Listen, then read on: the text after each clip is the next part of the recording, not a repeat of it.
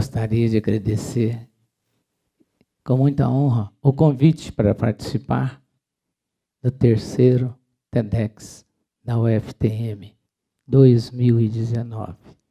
Este é mais um desafio na minha vida. Vou contar uma história para vocês. O que você pretende para a sua vida?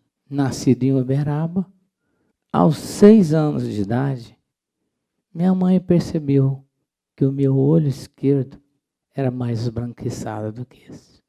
Aí, ela tampou e me perguntou, quantos dedos tem aqui? Eu disse, 2. Aí, tampou direito e perguntou, e aqui, quantos dedos tem? Eu não sei, eu não estou enxergando. Ela, muito emocionada, percebeu, e eu também, que não enxergava do olho esquerdo. Depois disso, me levou a um oculista que indicou um óculos para o olho direito porque eu tinha miopia. E no olho esquerdo eu tinha uma catarata. E ao longo do tempo eu fui passando por um tratamento. E aos 11 anos de idade fui operado da catarata no olho esquerdo. Um mês depois da cirurgia, eu voltei para a escola e fui brincar de bola ao mastro. Bola ao mastro é um mastro fincado no chão com uma corda e amarrado numa bola. Aí um colega de aula, brincando, do lado direito, deu um murro na bola que pegou no meu olho esquerdo, que usava óculos. E os estilhaços penetraram no olho, criando hemorragia. E essa hemorragia fez com que eu use uma prótese. Com esta hemorragia, o problema foi seguindo para o olho direito. E esse oftalmologista me indicou que fizesse um exame de toxoplasmose em São Paulo. E lá foi constatado a doença. E ela gradativamente fez com que eu perdesse a visão do olho direito. E eu fui perceber que aos 12 para 13 anos, eu estava completamente cego. Aí ocorreu um fenômeno. Os meus olhos, ao direito, eu vejo uma fumaça colorida, como um arco-íris, com todas as cores. Vocês sabem, a soma de todas as cores forma o branco. E a ausência das cores forma-se o preto. Não é o meu caso, mas a cada som que eu escuto, eu percebo uma cor. Como a voz da minha filha tem uma cor azulada. A da minha mãe tem um amarelo dourado. E depois que ocorreu tudo isso, eu fui aprender o braille, a linguagem dos cegos, através de 6 pontos. A escrita e a leitura em alto relevo. Deixei a escola, onde estudava, para fazer esse curso de braille.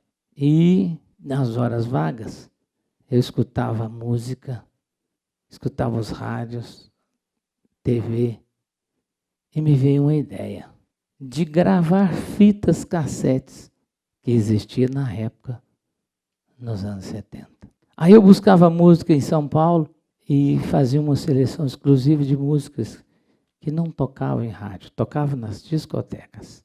Percebendo que havia uma demanda no mercado, fiz o investimento, comprei equipamento para fazer as festinhas. Na época era chamado de brincadeira.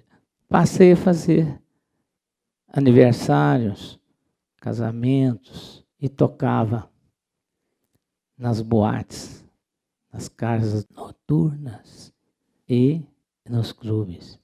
Aí eu retornei ao colégio para estudar.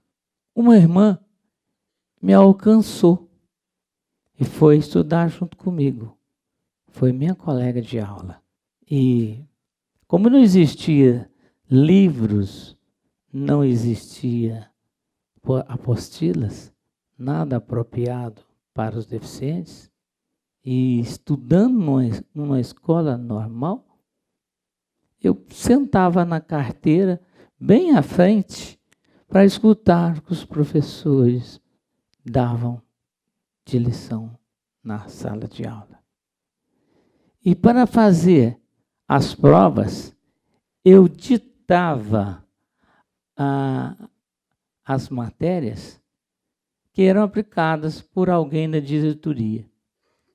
E isso foi a forma com que eu me adaptei para estudar, para completar o ensino fundamental e médio.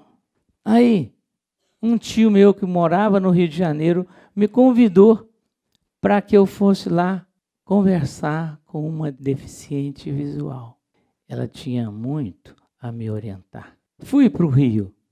Aí ela me disse e me mostrou que existiam muitos recursos para que os cegos pudessem ter independência. E era o que eu queria. Ela me chamou, vamos para São Paulo, para um congresso que vai ter lá. Eu topei na hora.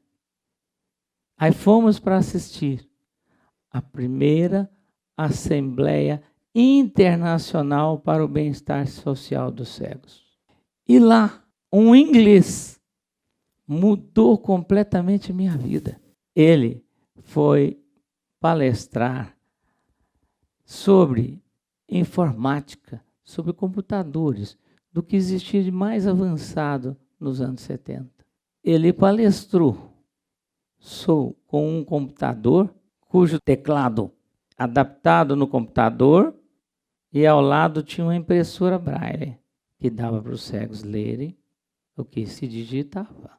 Agora, ele palestrou durante 2 horas e foi aplaudido depois 10 minutos de pé.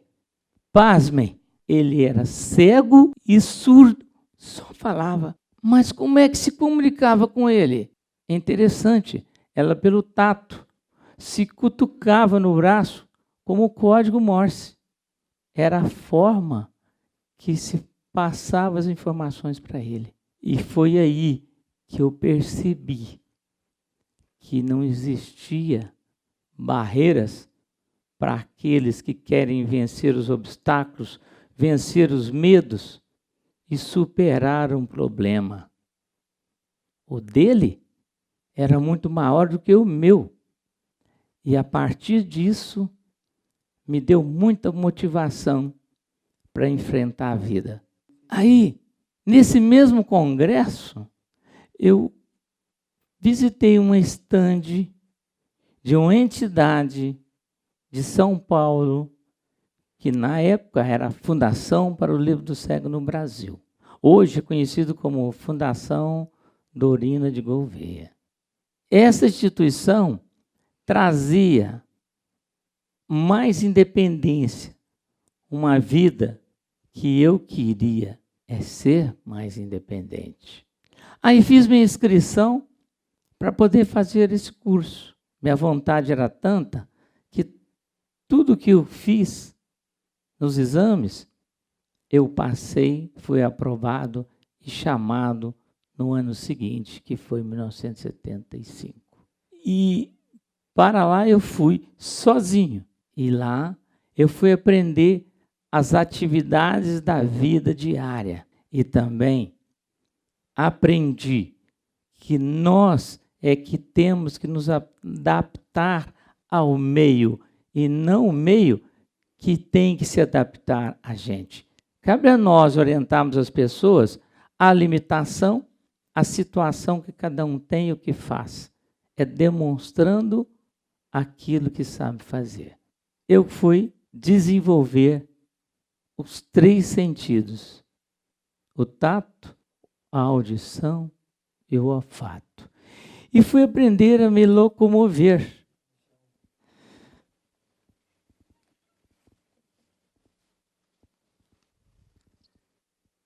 Com essa bengala.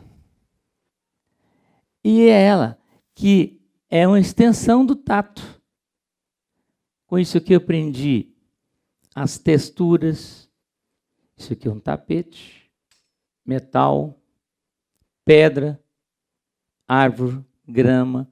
Todas as texturas através da extensão do tato. Aí eu aprendi a caminhar.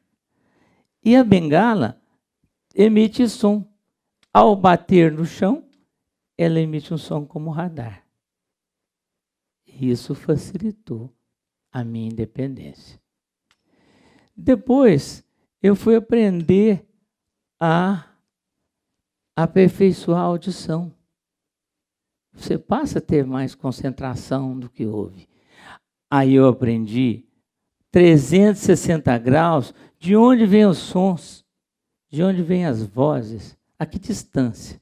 E associado ao sentido do olfato, eu estou passando numa rua, sinto cheiro de remédio, é uma farmácia. Sigo em frente, sinto um cheiro de pão, é uma padaria. E um pouco mais adiante, cheiro de gasolina, é um posto. E, além disso, o sentido sinestésico e vestibular. Esse dá noção de onde estou, para onde vou. Eu não perdi a minha noção espacial. Sentido de norte, sul, leste, oeste. A posição que você está. Em São Paulo, nas minhas horas vagas, eu visitava estúdios de gravação, algumas estações de rádio como a Jovem Pan.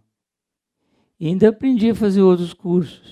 Fiz marketing, estudei eletrônica, estudei discotecagem, que hoje é considerado para aquele que trabalha com música como DJ. E eu fui o pioneiro como cego na América Latina a trabalhar com música.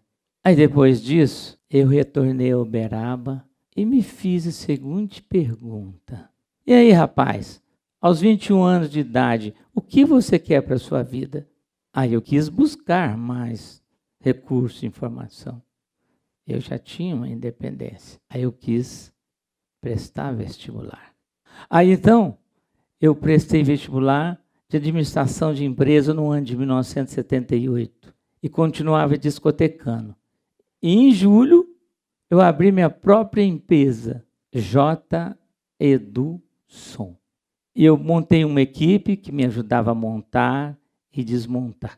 Montei um lema, um por todos, todos por um, tornando-se uma equipe forte e unida. Entrar no mercado é muito fácil. Manter nele é o que é difícil.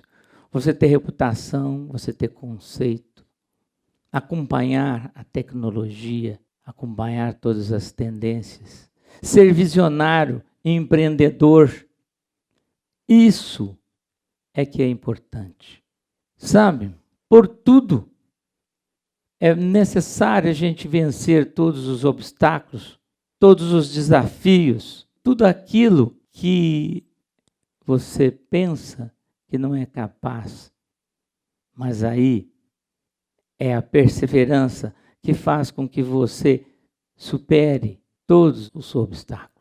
Com toda essa história, eu pergunto a você, o que você quer para a sua própria vida? Muitíssimo obrigado.